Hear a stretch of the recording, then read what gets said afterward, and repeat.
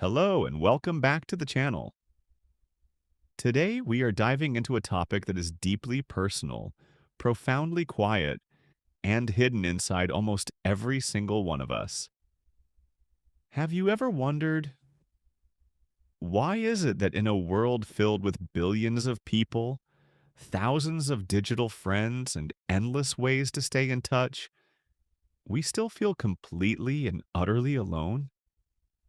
Why is it that our phones can buzz with hundreds of notifications every day, yet when the lights go out at night, there is a crushing emptiness that no app seems able to fill? Are we truly connected? Or have we just become isolated robots, watching each other live through a glass screen? Today, we are going to look into the mirror of modern society and find out. Part 1. The Paradox of the Modern World. We live in the most connected era in human history. With a single tap on a glass screen, we can speak to someone on the other side of the planet. We can share our lives with thousands of strangers, like their photos, and watch their stories unfold in real time. By all logical measures, loneliness should be extinct, but it isn't. In fact, it is spreading like a silent wildfire. This is the great paradox of our time. The closer we get digitally, the further we drift apart emotionally. Go to any modern megapolis.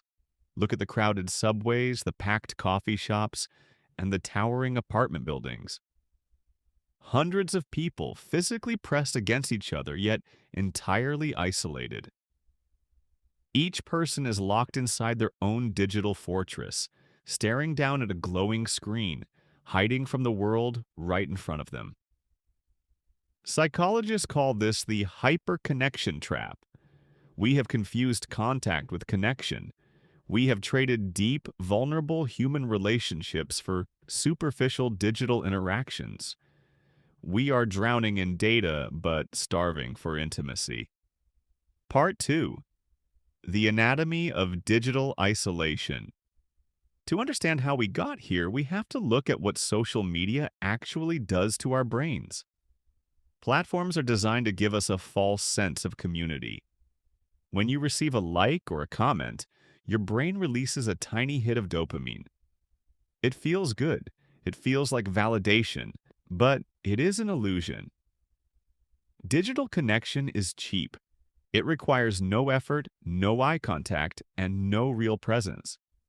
You can edit your life, put a filter on your sadness, and present a perfect version of yourself to the world.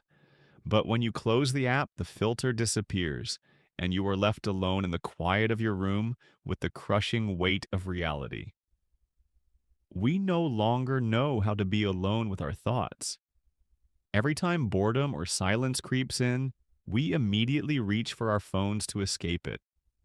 By escaping solitude, we lose the capacity to reflect, and when we lose the ability to know ourselves, we lose the ability to truly connect with others. Furthermore, we are constantly viewing the curated, highlighted reels of other people's lives. This creates a psychological phenomenon known as relative deprivation. You look at your screen and think, everyone is happy, everyone is successful, everyone has friends, except me. This silent comparison erodes our self-esteem and deepens our isolation. Part 3. The Evolutionary Crime. Loneliness is not just a sad feeling, it is a biological alarm system. For hundreds of thousands of years, humans survived in small tribes. Isolation meant death. If you were separated from the tribe, you were exposed to predators and starvation. Therefore, our brains evolved to perceive isolation as a physical threat. When you feel lonely for a long period, your body enters a state of chronic stress.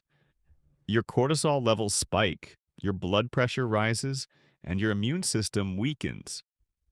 Modern medicine now recognizes chronic loneliness as being as lethal as smoking 15 cigarettes a day.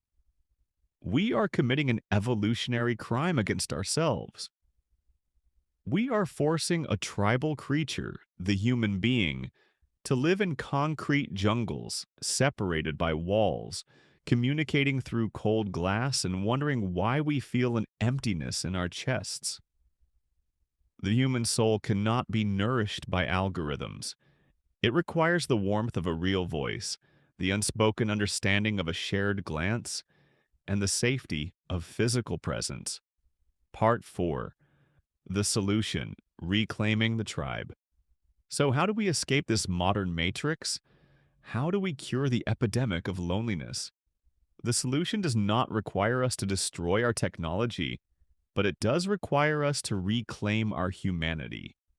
First, we must embrace solitude. Solitude is not loneliness. Loneliness is the suffering of being alone. Solitude is the joy of being alone. We must learn to sit in silence without reaching for the digital narcotic in our pockets.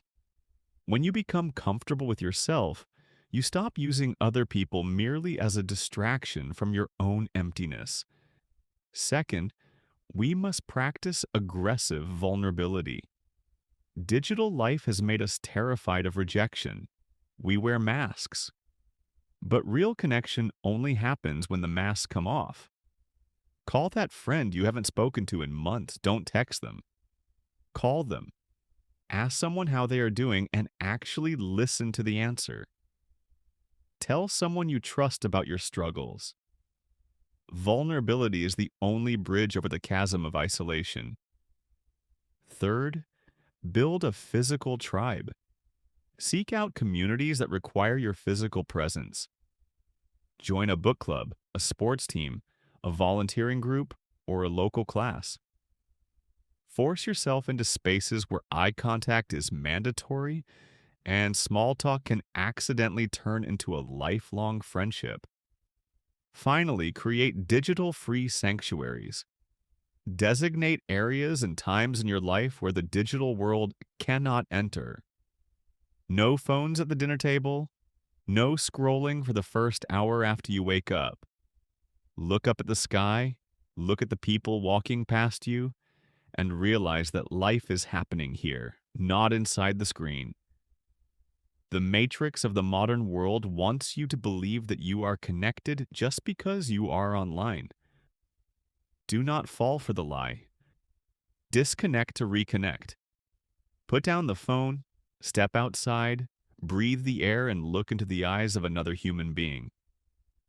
Your tribe is out there, waiting for you to look up.